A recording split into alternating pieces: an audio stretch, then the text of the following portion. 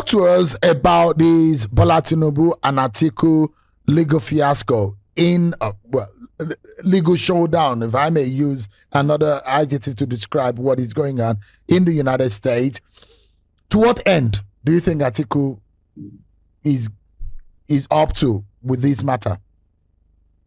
Like, let's first and foremost understand the issue of subpoena. Lawyers do not subpoena. Lawyers only request the court to subpoena. You make a request. To the court, and it is the court that now subpoena. So people should understand that. Because I hear people say the lawyer subpoena,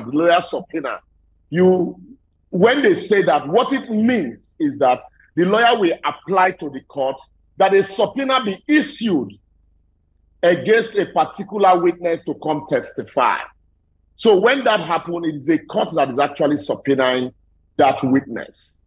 So when there is, and also when there are deposition and questions are raised in the deposition, the other party also have a right to respond to those depositions.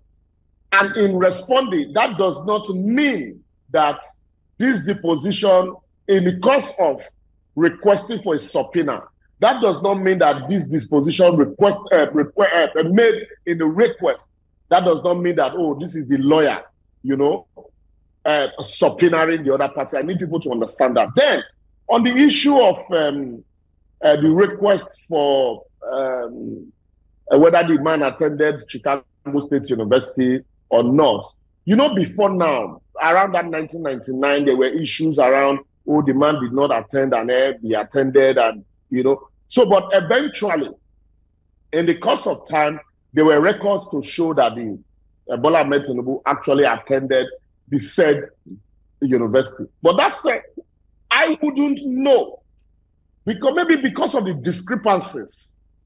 Because also, I must also say that in Ada's case, I can't remember the other party now, the Supreme Court did rule that the issue of forgery is very fundamental to the validity of the nomination of a candidate. The question is not whether you forged, the document that you tendered, but that whether you have forged any document at all in your presentation to INEC. And so I think also maybe Atiku's team might want to, obtain those documents from Chicago, the record, to confront other documents that Bola Tinubu might have tendered before. But how well, whether they can do that at this stage, that the matter has been adjourned for judgment, is a different ballgame altogether. That I will not be able to say. That is left for his lawyers and the game plan that they certainly have. And then also you probably might be looking at it from the moral angle.